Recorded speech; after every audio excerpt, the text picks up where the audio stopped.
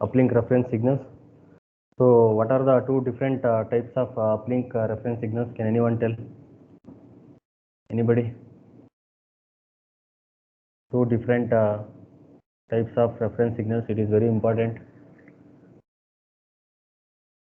It has asked twice in the previous year question paper. So can anyone tell two different types of reference signals?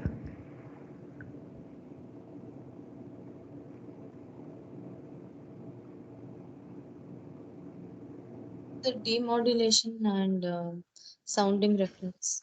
Yeah, very good. So today we'll study the random access channels. So here in the random access channels, so the uplink random access channel procedure is used during the initial access to re-establish the uplink synchronization.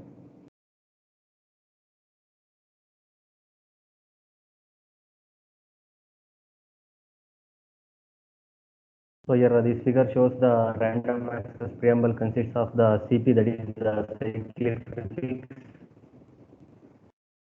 of length TCP, and the sequence part of the length, that is TSEQ. So here as the uplink synchronization may not be established, so it account for the round trip propagation delay between the user equipment and E node B. So here the values of the TCP and TSEQ depends on the cell size and base station implementation.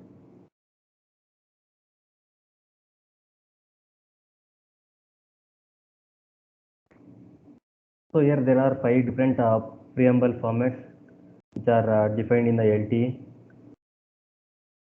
So which are specified in this table.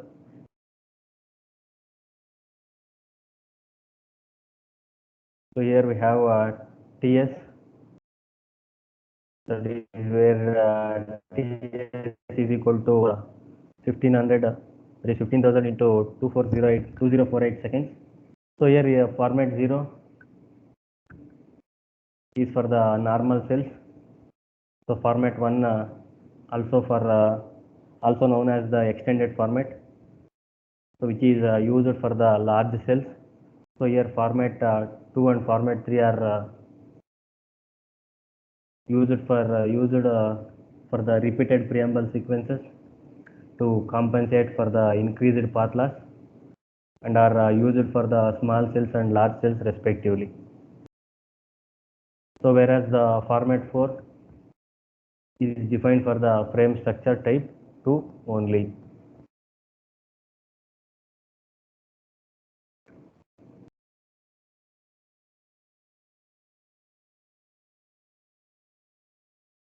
So here the random access preambles are generated from the Z of 2 sequences, which are similar to the reference signals. So here the network configures the set of preamble sequences that the user equipment is allowed to use. So here in the each cell, so there are 64 available preambles which are generated from one or several root Z of sequences. So here due to the zero cross correlation between the different cycle shifts, the same Z of 2 sequence. So here there is no intra-cell interference from the multiple random access attempts using the different preambles in the same cell.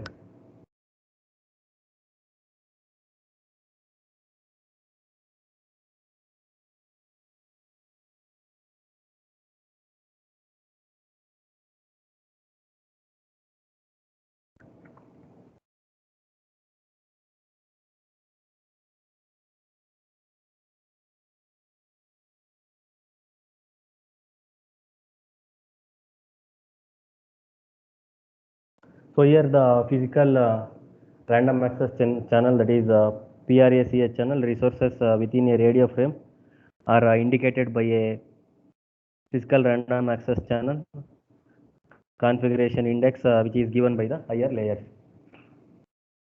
So here in the frequency domain, so the random access burst occupies a bandwidth corresponding to the 6 consecutive resource blocks. 6 consecutive resource blocks. that is 72 subframes in a subframe or a set of consecutive subframes. So the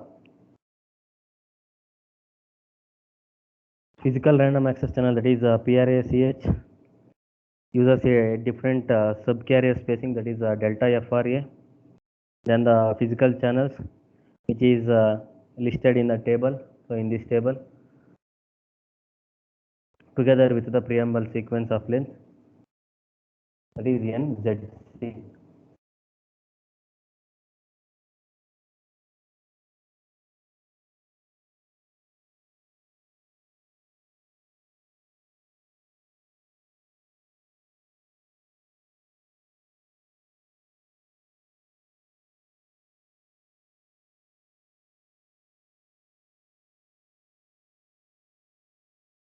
So here for the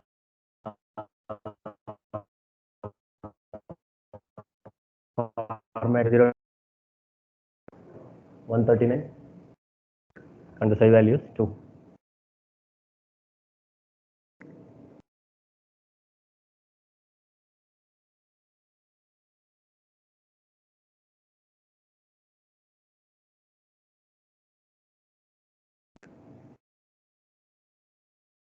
So here continuous time random access signal is defined by, so that is S of t is equal to beta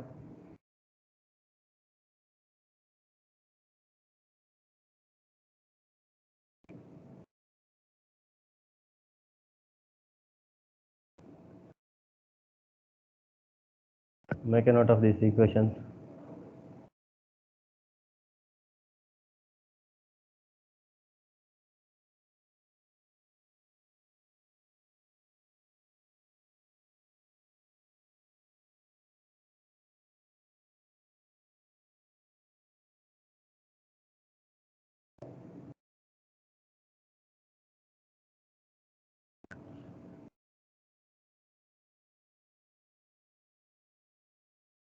That is S of t is equal to beta into summation of k is equal to 0 to nzc minus 1 into summation of n is equal to 0 to nzc minus 1 into xu of v, sorry, x,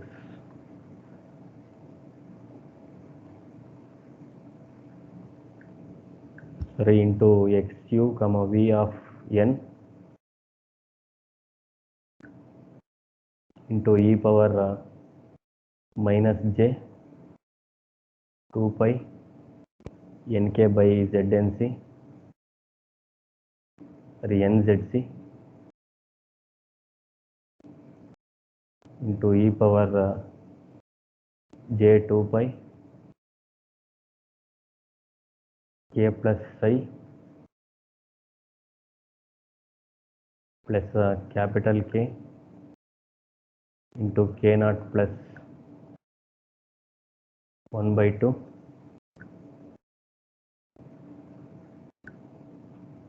into delta FRA into T minus TCP.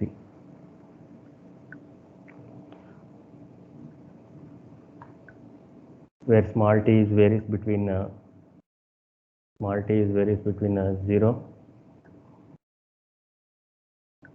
0 and T SEQ minus plus T SEQ plus TCP. Beta is the amplitude scaling factor for the power control. So where xu comma v of n is the youth root z of chu sequence with the cyclic shift v, small v. So psi is the fixed offset determining the frequency domain location of the random preamble within the physical resource blocks. So capital K is equal to delta F divided by delta F RA accounts for the difference in subcarrier spacing between the random access preambles and the uplink transmission. So K naught is equal to NPRB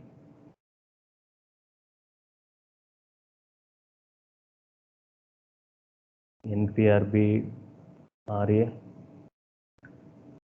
into NSC RB minus NRB UL into NSC RB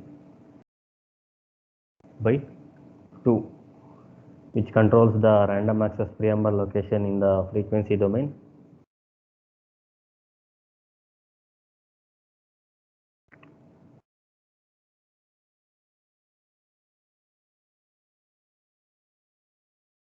The NPRB RA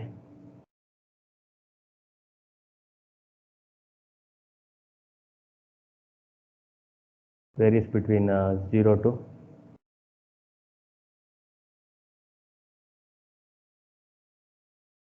NRBUL minus 6 as the physical resource block number configured by the higher layers. So this is about the random access channels. So next we have HARQ in the uplink. So everyone clear with the random access channels? Is there any doubts, anyone?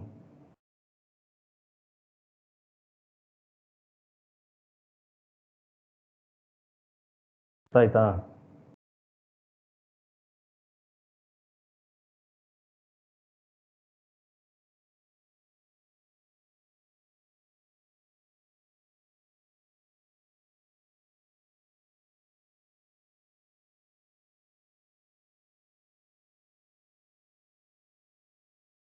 Ashwini, Pranav,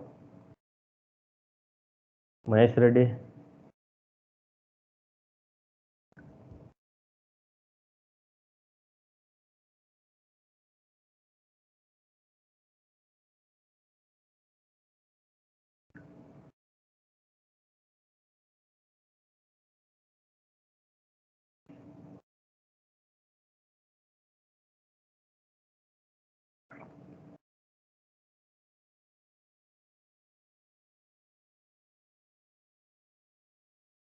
Simran.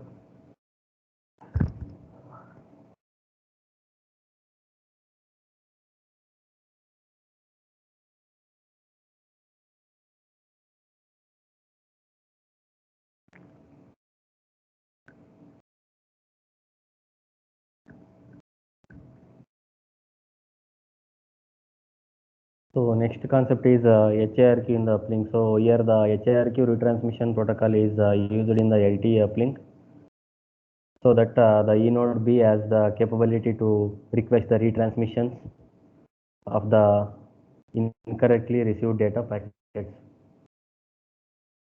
So here the HARQ retransmission protocol is used in the LTE uplink. So the E node B has the capability to request the retransmissions of incorrectly received data packets. So here the uplink HARQ process, which is corresponding to the acknowledged and non-acknowledgement information, is carried on the PHICH channel. So here the uplink LTE uplink applies the synchronous HARQ protocol. So that is the retransmissions are scheduled on the periodic interval. So here the synchronous retransmission is performed in the uplink because it does not require to explicitly signal the HARQ process numbers. So there is less protocol overhead. So here the number of HARQ processes and the time interval between the transmission and the retransmission will depend on the duplexing mode and the HIRQ operation types. So here there are two types of HIRQ operations in the uplink. So the first one is a non-subframe bundling operation. That is a normal HIRQ operation. So and the second one is a subframe bundling operation. So that is also called as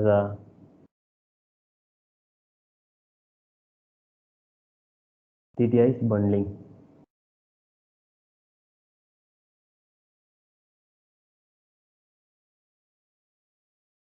So non-subframe bundling operation and the subframe bundling operation. So next we have the TDD mode and FTD mode. So here for the FTD mode, so there are 8 parallel HIRQ processors in the uplink for the non-subframe bundling operation and 4 HIRQ processors for the subframe bundling operation.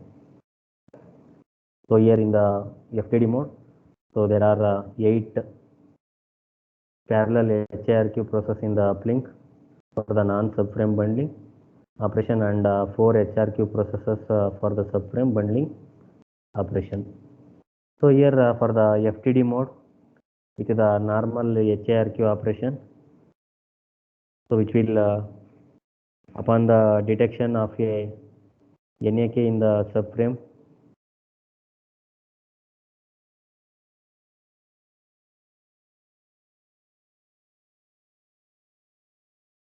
N, so the user equipment retransmits the corresponding physical uplink shared channel in the subframe, that is N plus 4.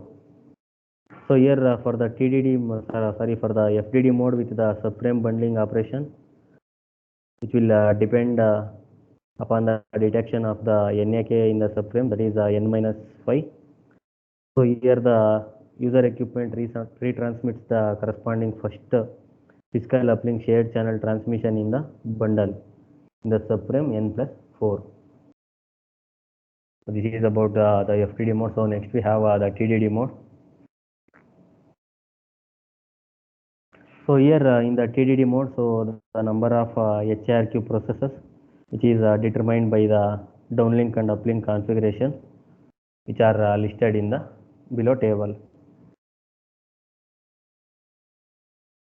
So here for the TDD and TDD uplink and downlink configuration, so here 1 to 6, the normal HIRQ operation upon detection on the NAK in the subframe of N.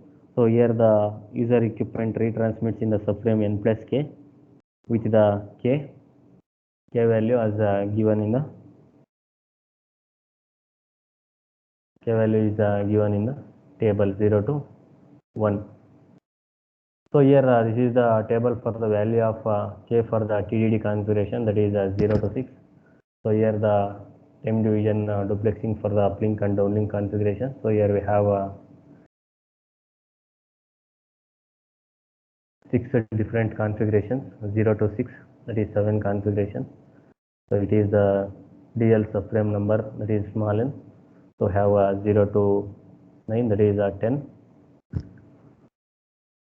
So make a note of this table.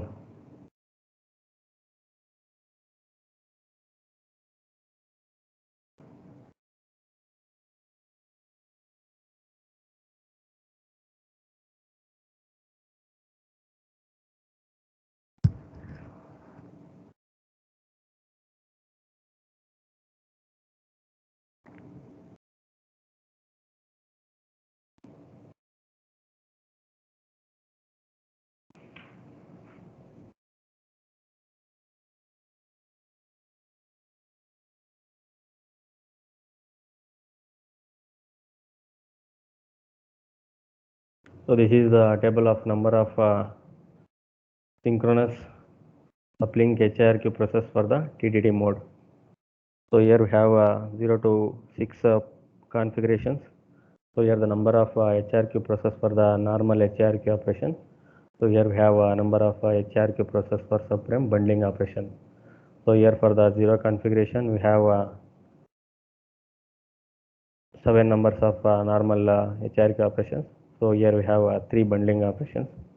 So for the configuration 1, we have 4 normal hierarchy operations and 2 numbers of bundling operations. Similarly, for 2, we have 2 numbers of normal hierarchy operations. So the bundling operation is not acknowledged in the for the 2 configuration. For 3, we have 3 normal hierarchy operations. For the 4, we have 2 normal hierarchy operations. For the configuration 5, we have only one normal hierarchy operation, and bundling operation is not applicable.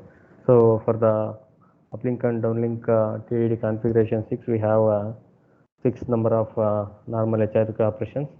So the bundling operations we have is 3.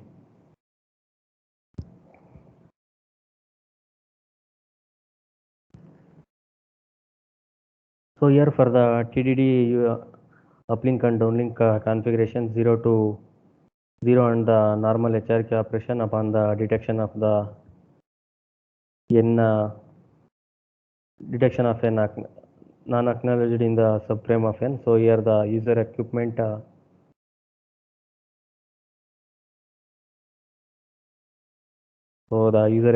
will retransmit the subframe that is n plus 7 or n plus k with the k given value. So which will depend on the uplink index field in the DC and the value of the n. So here for the TDD uplink and downlink configurations, that is 1 and 6 with the subframe bundling, which will depend upon the detection of the NAK in the subframe n minus L with the L given in this table. So here the user equipment retransmits the corresponding first physical uplink shared channel transmission in the bundle in the subframe, that is n plus k, with the k in the given table. So here for the TDD and TDD uplink and downlink configuration, so 0 and the subframe bundling operation, which will depend upon the detection of the NAK in the subframe, that is n minus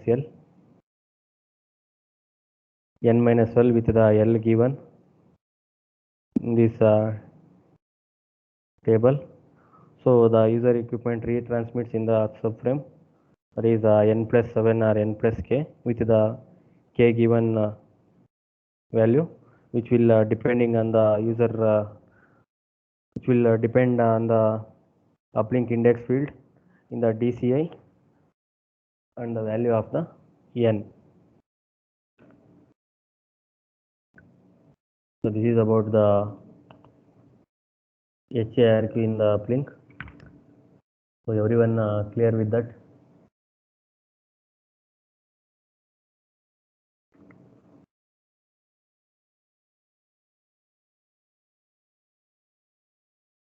So here at the end of this first part of the fourth module, we can conclude that so here the downlink and uplink share similar coding and the modulation procedures, different from the downlink and the uplink transmission, which is based on the SCFDMA, so that the baseband signal generation is different. So here the uplink shared channels only support the localized resource allocation and the frequency hopping, which is introduced to increase the frequency diversity for the MIMO transmission. So here the transmit antenna section and multiple user MIMO are supported in the uplink.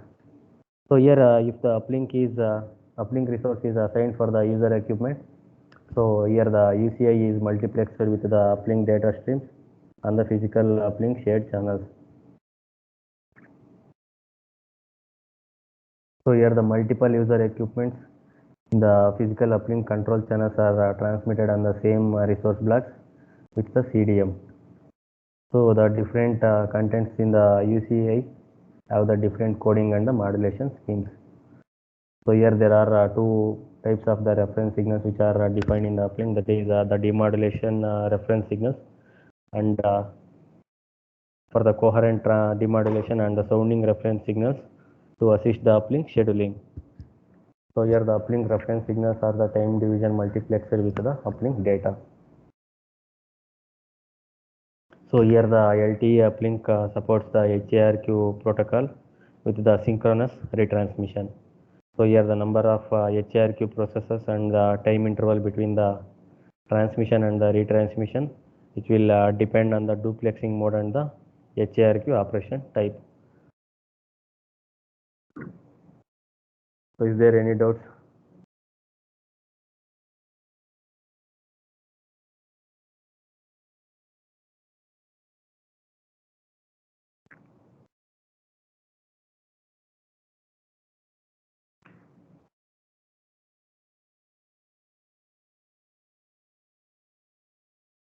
So today I will post the quiz in the assignment section. By 12 o'clock, please everyone attend the quiz and submit it by 2 o'clock. So it is clear with the random access channels and HIRQ in the uplink.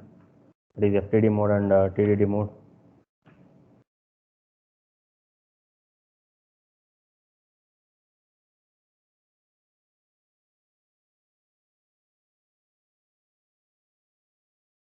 ಅರ್ಥ ಆಯ್ತಾ? Any doubts?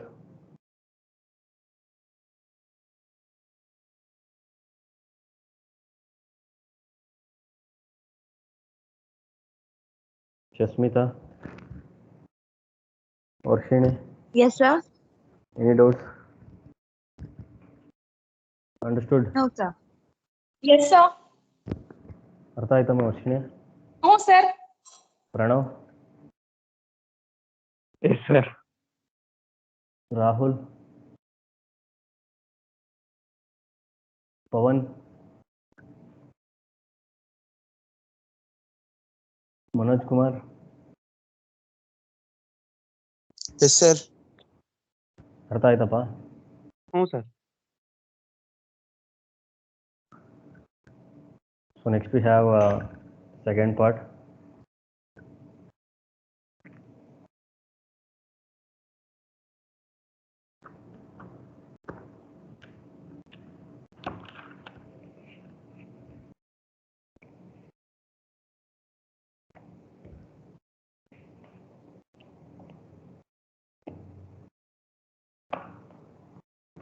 That is physical layer procedures.